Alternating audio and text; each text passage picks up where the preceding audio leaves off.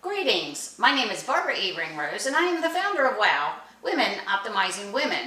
You can find our website at wowwomenus.com. Today I'm going to be talking about WOW and introducing one of the ladies of WOW to you. But first I want to talk about the importance of WOW and what we do. We're both an in-person and virtual networking experience for women, business owners, for women in nonprofit, for women in government, women from any age, from early on age, just getting out of high school, to retirement age. Very diverse in our occupations. And today, I would like to introduce to you Joni Rampolla. Joni Rampolla and I have been together at WOW for many, many years. Like 12. Which is very exciting. And WOW started in 2012, so that's almost the entire time. We're going into our 11-year anniversary here, so it has been quite some time. That's in September 21st, by the way. So Joni, welcome. Thank you. And I'd like to talk to you about your business. And here you've been working in the corporate world for some time, much like some of the other ladies of WOW, but then you decided to take that leap. So talk to us about that. I did, yes. I just started my own private practice. I'm a registered licensed dietitian, and just the world collided and I ended up having a private practice. So lots of things came together at the exact same time. What's important is this wasn't a whim. No, this wasn't a whim.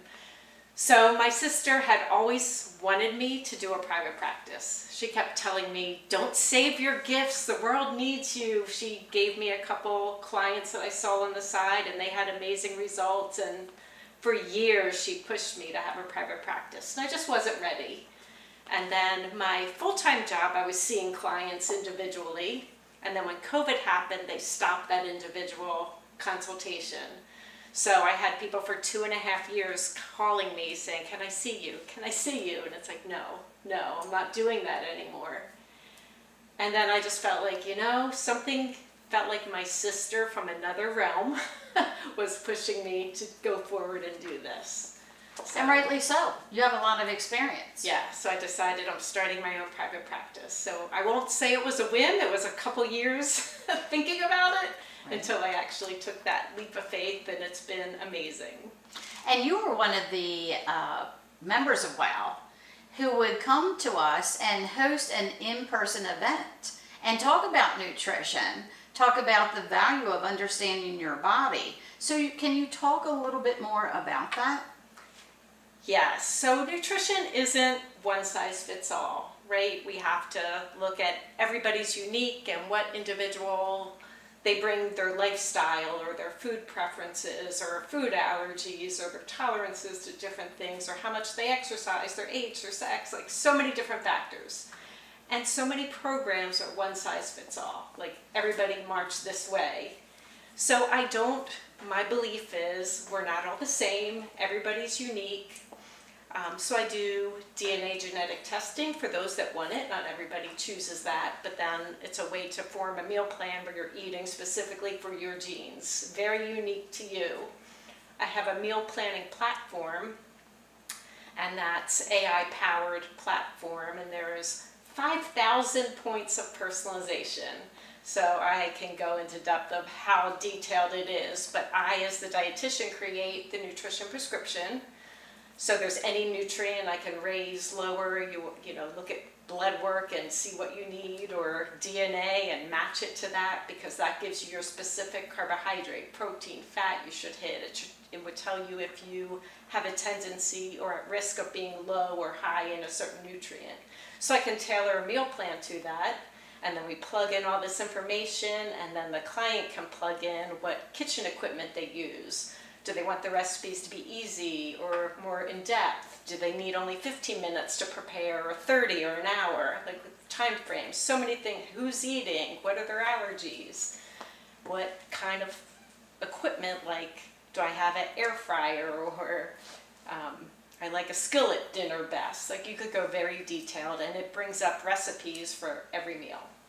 That's exciting. Yeah. It's very exciting.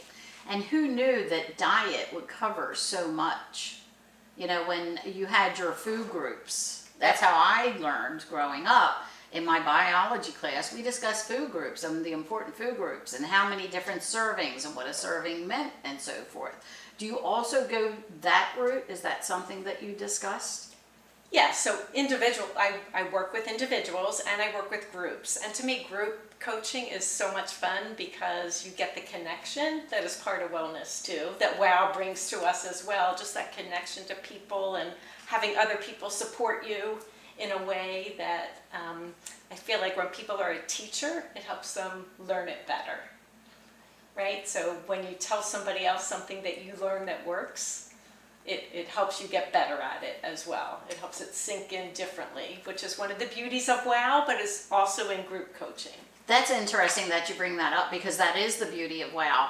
And sometimes people will say, well, you say the same thing over and over again, but that reinforcement is what's so important, especially when you're talking about building relationships with people, when you're establishing rapport, when you're doing referrals, when you're giving support. You want that to be consistent. You don't want to send the wrong message. And same thing with your nutrition. That really applies to you. You have to send the right message to them. They need that support from you. And you have to build with them. And it may take time to do that. Maybe a 3-month, 6-month plan isn't enough to change their lifestyle. Most people say 90 days is transformational. I ask people to give me 90 days. That's interesting. That you start with 90 days.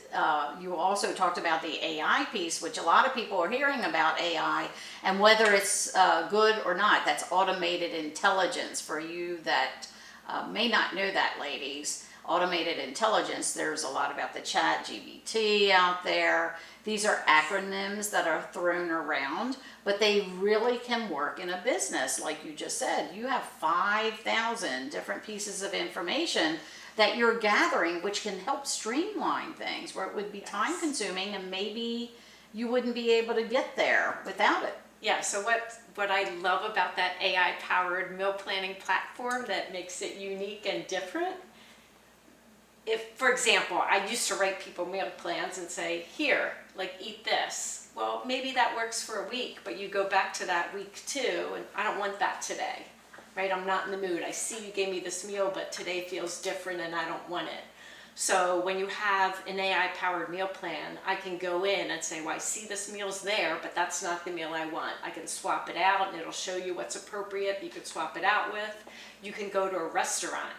Say, oh, I know we're going to, it has to be a national chain. I'm going to Panera or Starbucks or whatever, Chipotle, and it'll show you what on the menu matches your meal plan so you can pick appropriately, or you can order meal kits through the app. And meal kits are either ready to serve meals, so there's no work involved, or a meal kit where kind of same as some of the popular ones where it gives you all the ingredients and the recipe, you throw it together and make it yourself. We talked about that. I did not know that was a part of what you did. The meal prep, the meal planning, having items delivered to someone's home, how convenient, especially for a busy lady of WOW. So it takes the stress out of meal planning.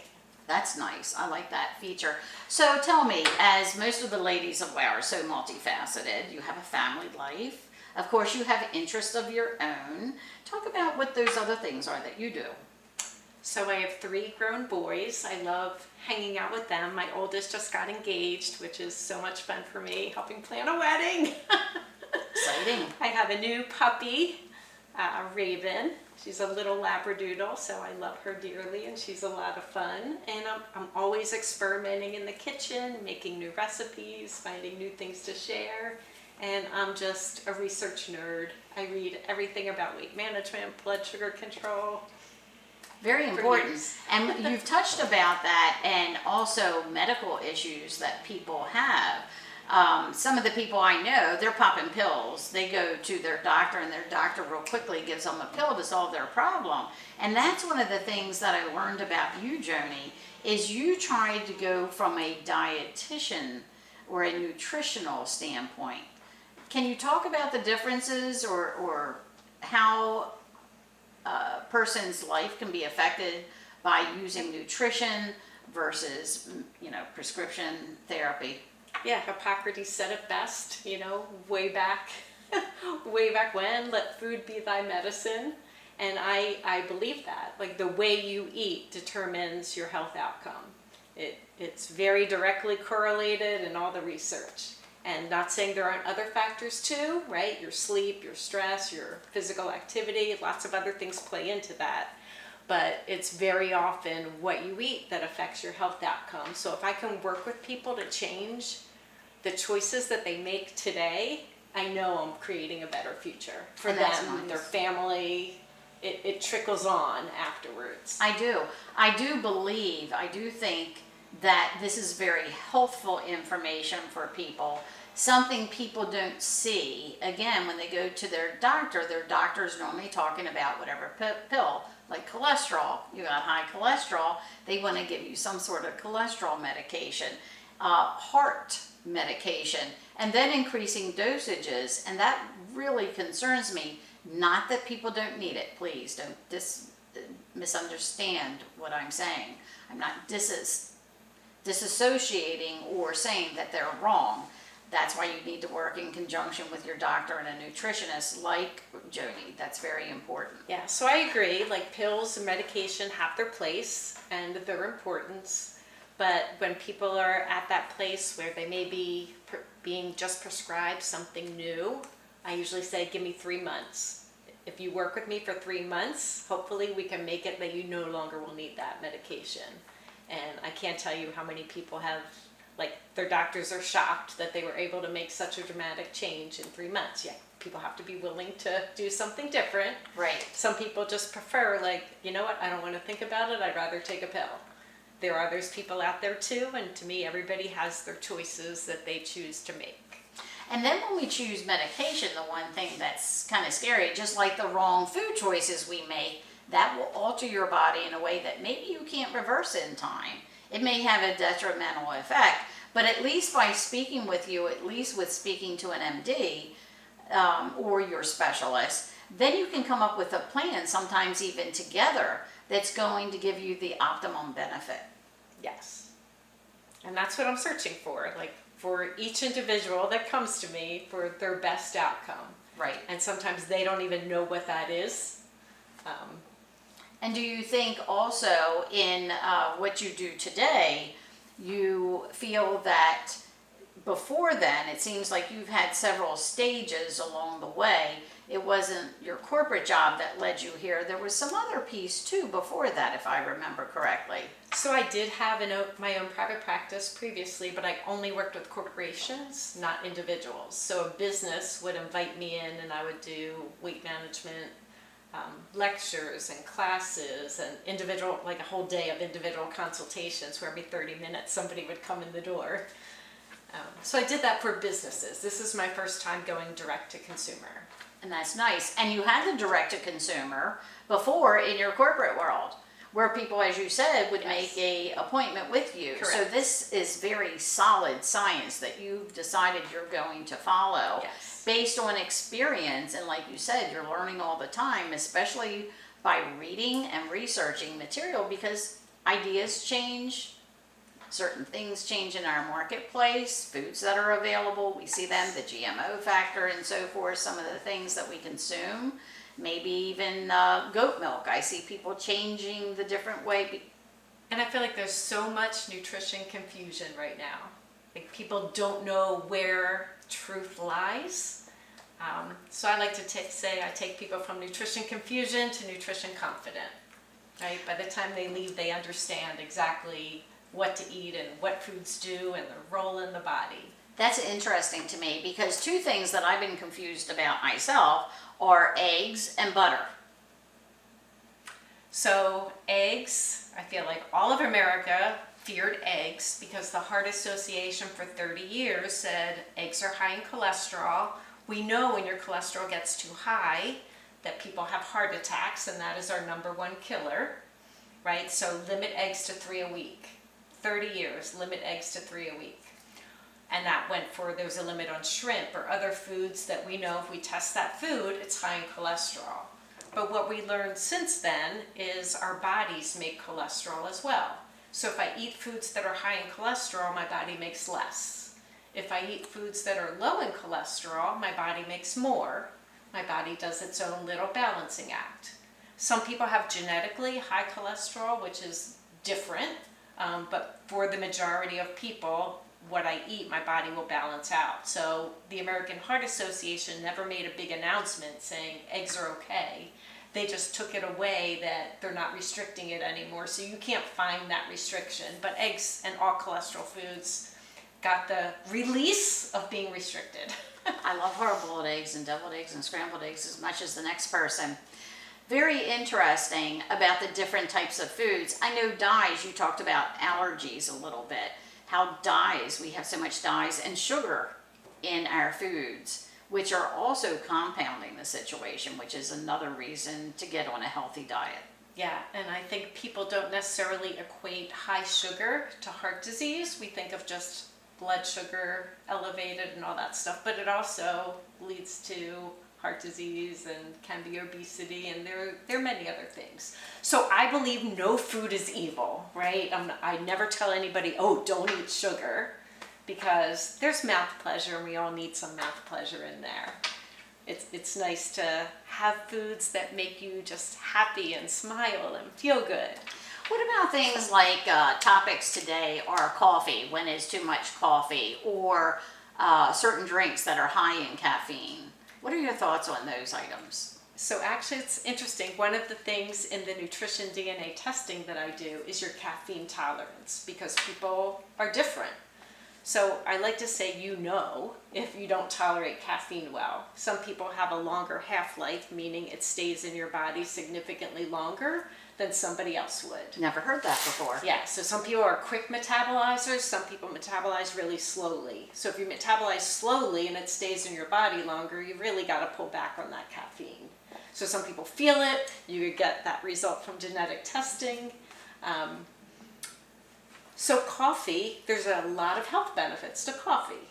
So I have nothing negative to say about coffee. But yes, there are some people that should limit caffeine or limit caffeine before, 2 p.m. Because we know too much caffeine can do some things, like you said, especially if you have a half-life. Yep. And somebody else doesn't have the longevity and so forth. The buildup or residual effect you can have by compounding certain types of chemicals in your body. Correct. And I feel like that's so true for so many things, even like food allergies. Some people can tolerate little bits. Certain allergies never, like a peanut or, not even a dust speck. But some people can tolerate little bits of it and they're okay. But it's the load. If I have this, and this, then I have a reaction. And that's dangerous. That can be very dangerous. We've seen that happen with people, like with bee stings, for instance. Yes. Another topic for another day, perhaps. So nutrition, important to find the right nutritionist, important for you to take a good period of time, 90 days you're recommending, so that the person can find out more about what's valued, what their body is susceptible to. I'm trying to find the right words here. What they can tolerate, what may cause issues for them.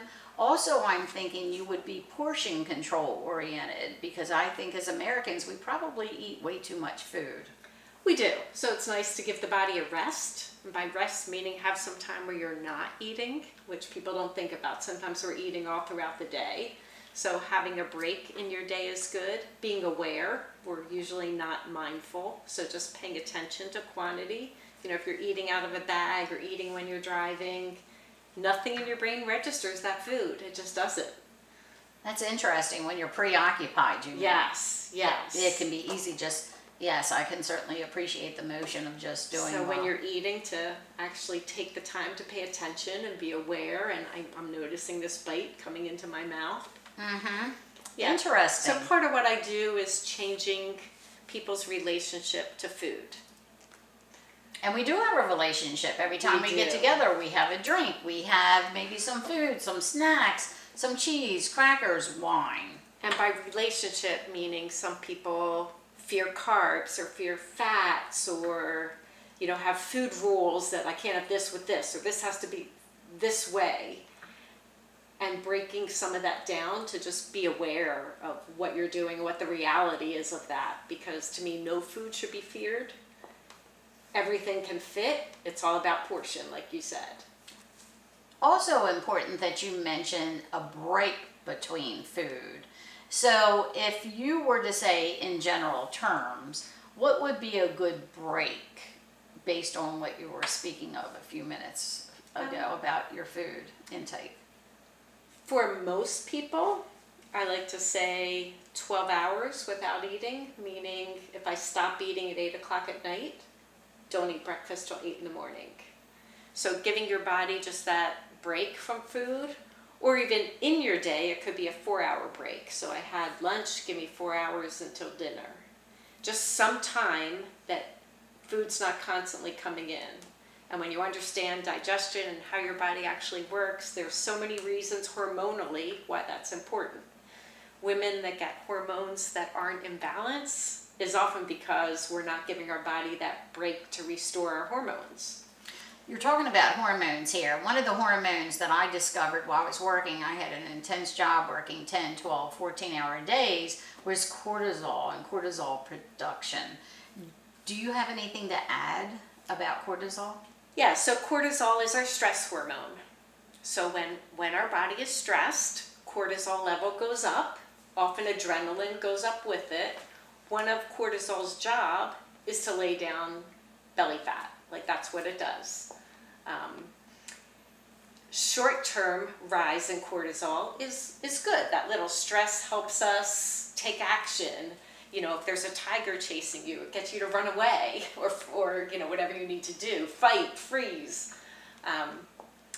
But when it's elevated long-term, it can lay down belly fat and that additional stress. So on that topic, since most of these ladies out there are getting concerned, either they have some belly fat because they produce some children, or they're getting older, or they're sitting in a sedentary type job or have a sedentary lifestyle, what would you recommend as a way to curb cortisol production? I mean, there are lots of techniques to reduce stress. One is reduce stress, right? So that's different for each person. Notice your breath. Take that deep breath, hold it for a little bit, like 4 seconds, breathe out, always longer than your inhale was. I'm doing it now. Some people say a word, like I want to breathe in whatever feels right for you. I want to breathe in love, love, love, love, love, love. Hold that, whatever means something to you in your body. It could be a child's name. Hold that in your breath and then let out whatever you want to let out. I want to let out peace, peace, peace, peace, peace, and exhale. That's a good way to do that. Just to take a minute or maybe even 30 seconds. Yeah, and nobody around you needs to know what's happening. Right. To breathe in and breathe out instead of holding breath, because I think a lot of people hold their breath, and that causes a lot of stress on the body and the vital organs. Or stress, you breathe shallow, in, out really quickly. It's not filling your lungs and holding it and then exhaling to your full extent. Well, we've covered a lot here. This certainly was informative, Joni. I'm so pleased that you decided to step out and do this on your own. Go back to being self-employed once again. I think it's great. And for all of you ladies out there at WOW, I think it's really important for you to take a look at the ladies of WOW. Listen to what we have to say. There are videos out there on YouTube. We are growing. We will be growing across the country. I'm the founder of WOW, Barbara E. Ringrose, Women Optimizing Women, and you can visit the website wowwomenus.com. And Joni here, would you mind giving information about you? So I just want to say first about you. I did a consult with Barbara that was so wonderful. She gave me connections to so many people to help me take my first step in business by myself, which I needed, because when you say, hey, I want to do this, but I'm lost, she gave me a little roadmap, which I love, and it was helpful, and just want to share that.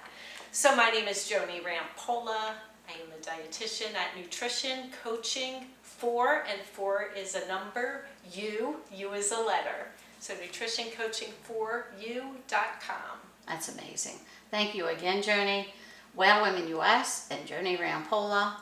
Stay well. Thank you.